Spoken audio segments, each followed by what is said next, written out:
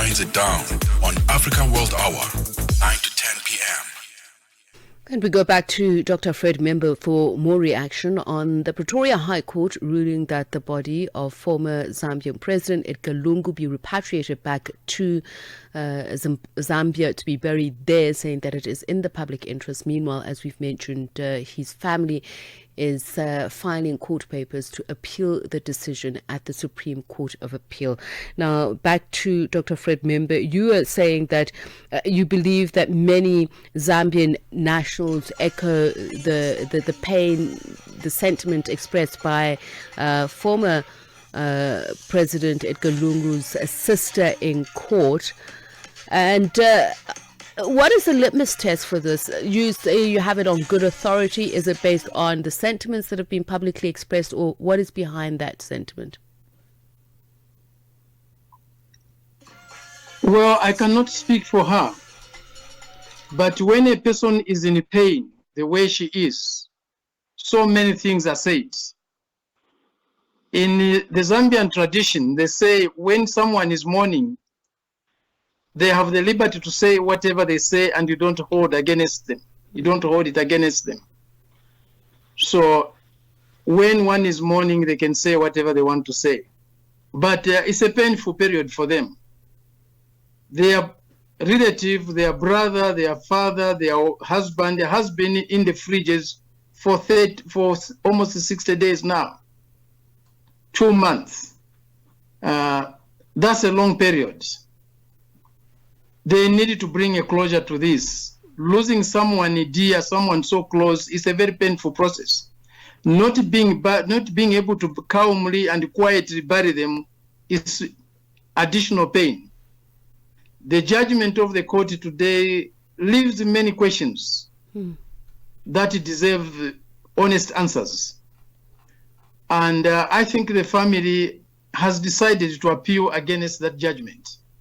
And I think rightly so. That appeal does not put a closure to everything. Yes, it stops the process of the Zambian government taking the body of Mr. Lungu back to Zambia. It stops that. But it continues the pain of the family for more and more days, which we don't know when this process will end. The best thing would have been for the Zambian government to say, we have done the best that we could in our desire to bring back the body of President Lungu for burial in Zambia. We leave it to the family to decide what they want to do. They are the most affected. They are the most pained than any of us. They feel the burden, they feel the loss. I want to ask you as a lawyer. As a lawyer, I'm sure you've read the judgment, and I want to talk about your understanding of how the court reached this decision. And it seems to, from what the judgment implies, have looked at the developments up until the point where there was a disagreement between the two families. But the legal test that the Pretoria High Court says it applies, is it in sync with what Zambian law would then say on this matter? That's what is shocking to some of us who are lawyers in Zambia. The law that the Pretoria High Court was depending on does not exist in Zambia. There is no such law in Zambia that the court was referring to. There isn't any such law. And I can challenge anyone to bring the law. There isn't any such law that the court was depending on. So we are shocked here. To say the least, the judgment leaves many questions that need answers. Dr. Member, is that not as a function of the fact that South Africa applies Roman Dutch law, whereas Zambian law, I understand, is English common law? Is that not where the disjuncture lies? It doesn't even lie there. Even if both of us were using common law, there would still be the same issues. Mm-hmm. There would still be the same issues. And also that issue is not strictly a an issue of the law of contract. It's not an issue of the law of contract. And also, if it was a contract, they had to scrutinize the breaches in the contract. I wonder if I could ask you to move around, Dr. Member, and hopefully see if the connection between us improves. So you say it's not an issue of the law of contract. In fact, that it's more than the issue. The court does not address those issues. So I think the family has done well to appeal the judgment, although it's at greater pain to them. So the common cause aspects dealt with by the court in the manner in which they are framed. Victoria misdirected itself. It has passed in many holes. Dr. Member, I'm asking about... Without yes. sounding disrespectful to the court,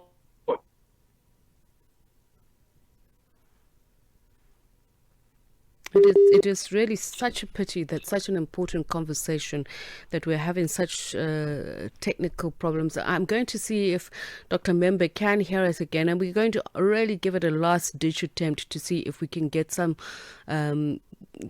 coherent conversation out of this because of just how bad the signal is. Dr. Membe, so you're saying you wouldn't want to interfere with the courts and obviously their ruling, but it sounded like a criticism or a different perspective was in the offing. Can I ask you to continue with that train of thought? I think the court also goes on to deal with issues.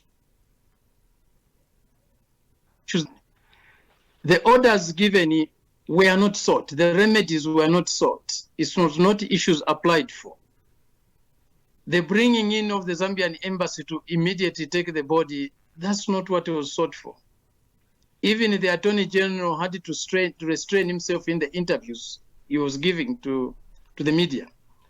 I think it's good that the family has appealed, and it may help to settle the law better by the Supreme Court. So do you anticipate that even though it would be based on, as you say, while there are differences in the types of laws that both countries practice, that there may be a different reading, understanding, or perhaps angle of how the Supreme Court deals with this matter? And in that case, on why would you have such confidence? Is it because it's a higher court? Well, that's why there's a hierarchy of courts.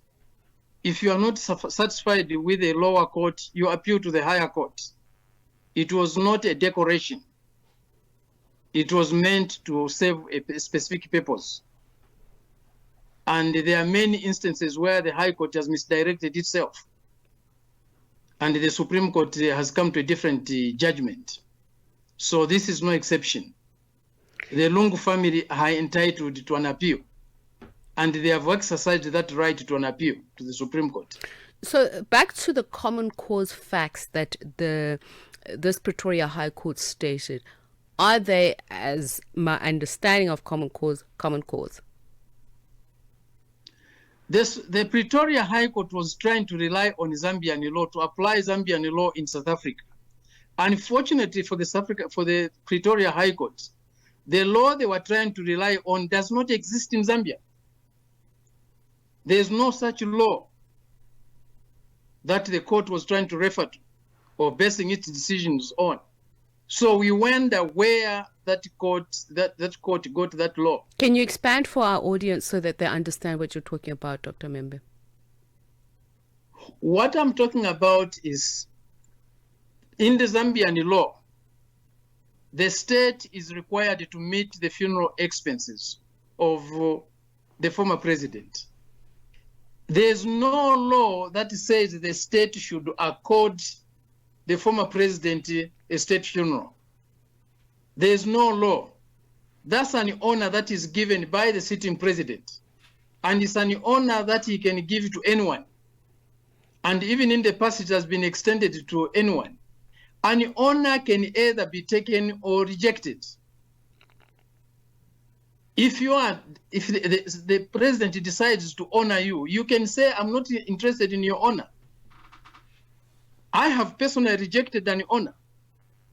In 2011, the late President Michael Sata decided to honor me on Independence Day for outstanding contribution to journalism in Zambia. I rejected the honor, I refused. And I told him not to remove my name from the books of that ceremony, or I'll not take it nicely. And they had to obey that. There are people who have rejected even Nobel Prize honors. You can't force an honor on a person. It's a privilege. You raise a very important point, Dr. Member, and that is on the holding of office and what that comes with. Because listening to the Attorney General, he seems to imply that this is the right thing to do because, and he actually blatantly says that this will send out a message to other people who hold high office in Zambia, that they must understand that these will be their obligations. And I wonder, South Africa has its own state official and provincial official funeral policy manual. Does Zambia have such, and does it stipulate that taking high office? Such. Okay. We don't have such, unfortunately. If we had such, maybe it could make sense. But I don't know if in South Africa it actually forces a state president, and I don't speak as a lawyer, but I'm speaking on the basis of a precedent here. We saw former President F.W. de Klerk, who actually was a political an official deputy president post-democracy. He chose not to have a state funeral, and he was granted that right by President Cyril Ramaphosa. So I don't know if there's anything in our law books that forces a state president to also, that it's incumbent on him to be buried in a state funeral. So I want to... You are very right. Even in the Zambian situation, it's the same. There's no law that forces the government to give someone a state funeral. There's no law. A sentiment is not law. The desire by the government to honor, to give him President Lungu a state funeral is a sentiment. It's not a law. Because the love the Zambian people might have had for Mr. Lungu is a sentiment. It's not a law. Because I wanted to say it sounds proprietal in nature, that it's almost as if you are signing away quite a bit of your rights when you say, I take on high office as president of Zambia, therefore it means I no longer have the right to opine or even object because That's what we may desire to see, but that's not backed by a law. There's no law that says what you're trying to say. So just finally, a sentiment is not a law. So let's focus then on High the Court sentiment. is not a court of sentiment. It's not a court of feeling. It's not a court of desire. It's a court of law. And it has to be guided by the law. So what law was it applying? Whether Zambian law or South African law, it doesn't exist. They ran away from applying South African law because they thought they could use the Zambian law. But there's no such law in Zambia. There is no such law in Zambia. Now, let's finally conclude with this issue of sentiment. You can look even at the submissions. You can look at this. Yes, you can continue, Dr. Member. Submissions. What? Yes. You're saying you can even look at the submissions? Yes, there's no law, Zambian law, that was being quoted. And what was being quoted is simply, it says the former president's funeral expenses will be made by the state. There's nowhere in that law where it says the former president has to be buried in such a way. Or what it says, if you incur funeral expenses, you can come and say, government, give us the money we have incurred in burying this former president. But there's no law that says the former president has to be given a state funeral. All right. It's not a law. Dr. Member, finally, on this whole issue of sentiment that it is in the public interest, I wonder what harm and further harm from what you've said already will it cause the longer it takes to bury former President Edgar Lungu? Will people who perhaps initially had supported the government's legal action even themselves spurn the further legal action on the side of government to ensure that he is buried in Zambia? There's no harm that will be done to any Zambian. There's more harm, more pain that is being endured by the family. Right now, most Zambians, including the current president, is going about his business as normal. The ones who are not going about their business as normal is the Lungu family. They are the most affected. And there's nowhere where it says a body of any citizen, regardless of their status in society, belongs to the state. What about if the body is given to the state and the Lungu family decides to stay away and all his friends stay away? He will be buried like a prisoner. Mr. Lungu will be buried like a prisoner. Because if the family stays away, it creates an absurd situation, an absurdity. A law that creates an absurdity is not a good law. A decision that creates such an absurdity is not a good decision. Just imagine the Lungu family in its entirety stay away from the funeral. All the friends of Lungu, social and political, stay away from the funeral. The people he never got on with, which is Mr. Hichilema and his league, will be the ones burying Lungu alone. What type of a funeral is that? What type of a good send-off is that? Is that what they wanted to see?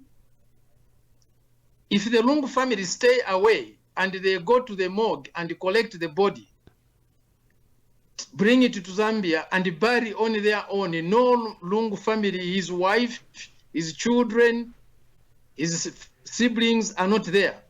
Yes, they can go and pick up some relatives, some remote relatives, and try to pretend they are close relatives. Yes, they can print T-shirts of Mr. Lungu and pretend they are from his political family. All right. But that will create an absurd situation. So that judgment has created more problems, and it needs to be appealed. And on that note, Dr. Fred Member, thank you very much for your time and also your patience for bearing with us, you, our viewers, our listeners, until we were able to establish a more improved line. Thank you very much for your time and your insights. Dr. Fred Member is president of Zambia's Socialist Party, sharing his thoughts on the Pretoria High Court's ruling that the Zambian government can repatriate the body of former President Fred Lungu to be buried in Zambia.